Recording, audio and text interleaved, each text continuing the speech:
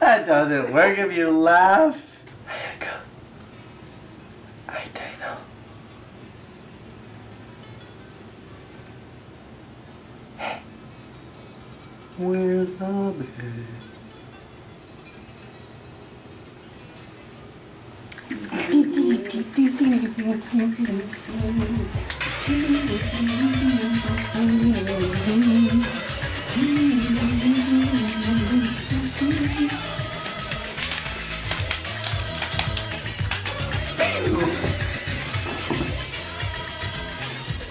Hey everybody, it's Jeremy.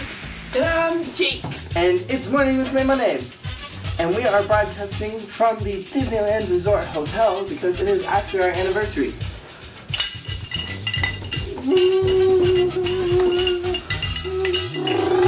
Oh, we can't wear this. First off, I want to address a couple things that were brought up from last week in Osaka Koina Uta, is that Jacob and I didn't talk about the scandal with Mari. First off, I didn't want to give it away that Mari had been kicked out of the group, because here's a little bit of history on what happened.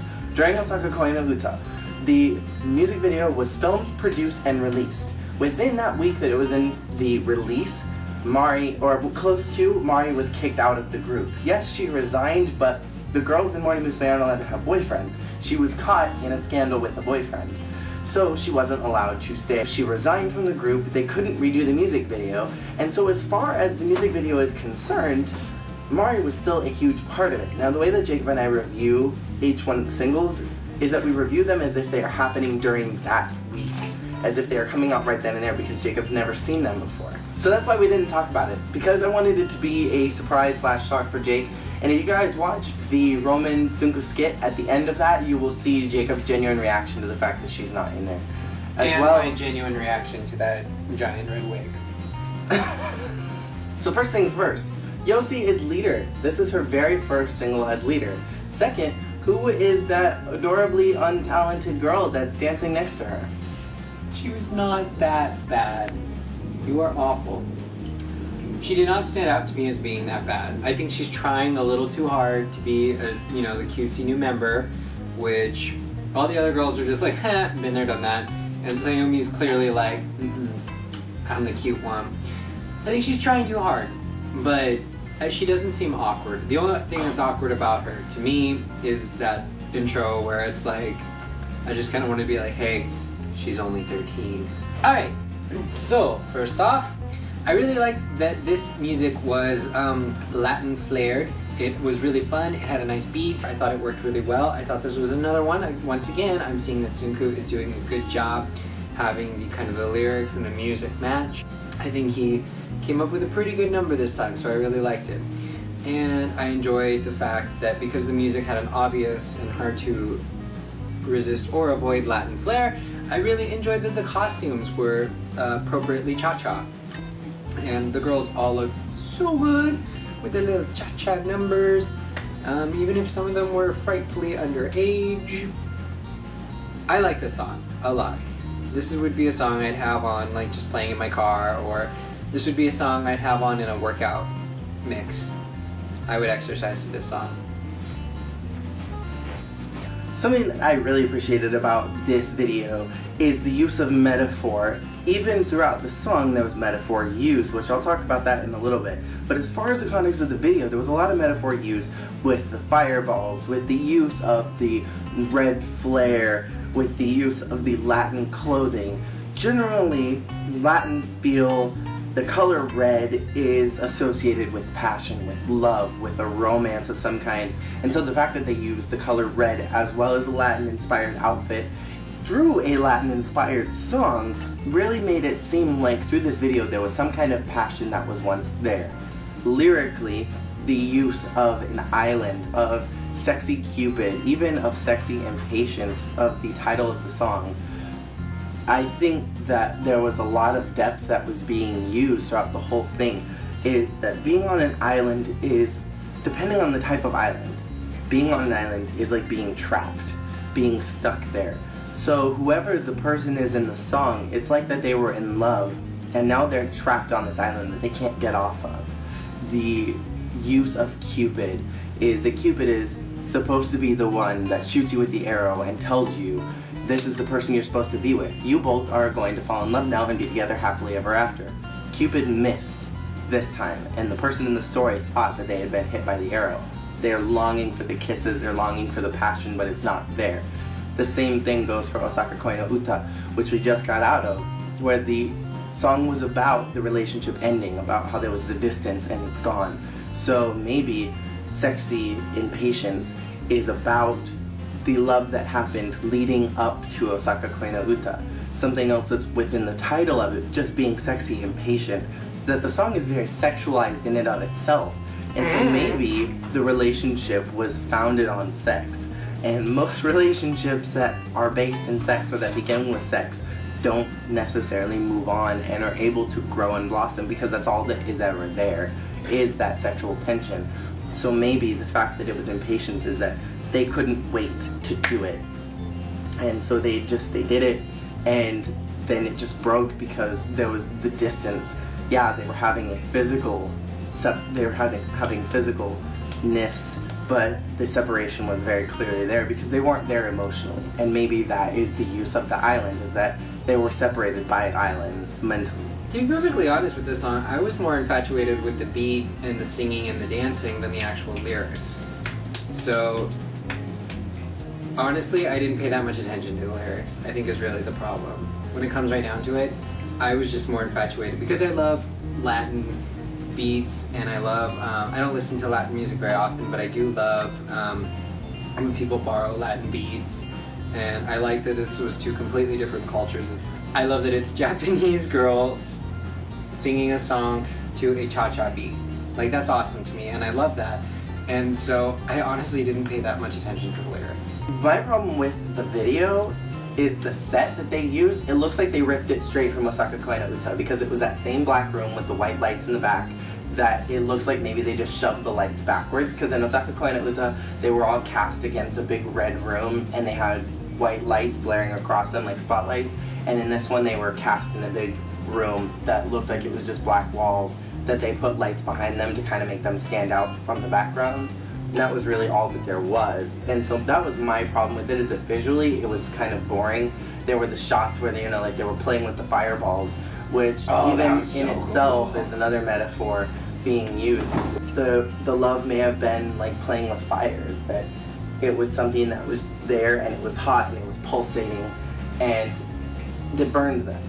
And that's how it ended, is that they ended up being the ones that got hurt by it. I want to talk about Koharu real quick. Koharu is the brand new girl that has been introduced. She is the ace, Sunku's new front girl, because he's lost Rika, who was really his spotlight girl, and he's now going to use Koharu as his front spotlight ace. Koharu has been called the miracle member because she was the only one that made it through the 7th gen auditions. The 7th gen was lucky 7. She was the only one lucky enough to get out and was the miracle member. She's not that cute. I'm so sorry if you She's like a model her. now. I mean, also she's 13 years old. She doesn't look like she's grown into her features yet. Like, she seems disproportionate. I'm sure she's very pretty now. She's very pretty now. But right now, she's just not. She wasn't front girl material at that point, and they threw her right into it. Not compared to.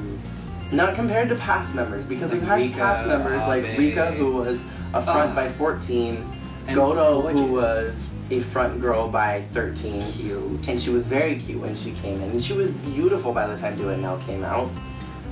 Even Ibon, who was really pretty at the time, and she was only 13. She was 12 during I Wish. Every girl that's come in has been young and all got their spotlight time, but they were more blossomed into themselves. They already had pretty features. Koharu needs to grow into it. She wasn't really front girl material at the time. Nope. That's my opinion. Since the girls tried out Latin music this time, what other particularly ethnic styles would you either like to see the girls try for the first time or do more of? This time it was a Latin beat. In the past, they've done Indian flair with Congratulations! Happy Summer Wedding and all those. So the girls aren't afraid of going outside of Japan for musical styles. Is there a style that you would like to see them do in a future song, or that they have done and you're looking forward to, or that you hope Morning Musume does at some point. Let us know. What's next week? Chokan. Oh my gosh, next week is Chokan too, right? Oh my goodness. I can't wait for this. Oh, yeah. Next week we're going to be doing Chokan too. It's exciting. So, and I will see you guys all week long. And I will not, because I'm going to be on vacation this week, you guys. By the time you guys see this, I will already have been up on vacation for 1 day. This is going up on Monday, you're leaving on Sunday. I'm leaving on Saturday. Oh, well he'll be gone for 2 days. This will be the 3rd day of my vacation, and I'm going to try to do videos. I might not be able to. I'll let you guys know. Shine. Itadakimasu. Bye. Bye.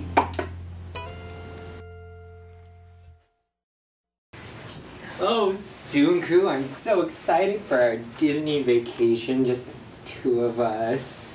Now, you did tell your wife you're on a business meeting, right? Yep. Okay, good. Did you catch Iroppoi Jirettai?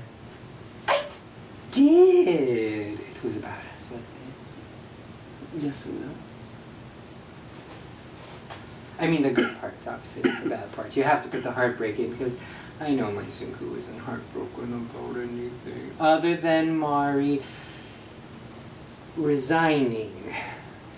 That is the official story. Yes. We are not to bring that up again. I'm sorry, sweetie. Sunku. Sunku. You call me Sunku here. We are not sweethearts. We cannot be caught in a scandal. That is just not going to happen. Of course not. Sunku. Oh! Oh. Sunku. Sunku. I do have to ask though, what were you thinking with this song? Kaoru is my new ace, and I am really enjoying her presence. So I wanted to put them in some scandalous clothing, because, you know, that's how I roll. That's what I like. Well, Sunku, that's fine and all, but when you asked me to design some slinky, sexy cha-cha outfits, you didn't tell me they would be going on a 13-year-old. Do I need to tell you everything? I'm just saying, maybe I would have made the top a little higher. Maybe I wouldn't have made it quite so ba-boom. The chance that you had could slip away at any moment. You could have an opportunity be there and miss it. It's like fishing. You cast your line out, you reel it back in, and sometimes you catch things and sometimes you don't. And this is like fishing where you catch things. And if you don't go for the I just had a song idea. I just had a brilliant song idea. Roman, buy me a pen and a pad of paper. I just had inspiration for a song. Compliments of the princess. This will be... I am so stealing this pen. This will be a B-side, because this is a great song, you know. I could remake one of my old songs, but then what will I possibly do for the A-side? What would I need something good. Something about dancing, because that hustle that we love, hustle. Koiwa hustle. Do the hustle. Do the hustle. It's perfect. Oh my goodness, this is just... And then the remake of the song. Roman, this has been a very productive business meeting. I will see you later. I am going to go meet with my producers and I'm going to go work on this. But, thank you, Roman. But...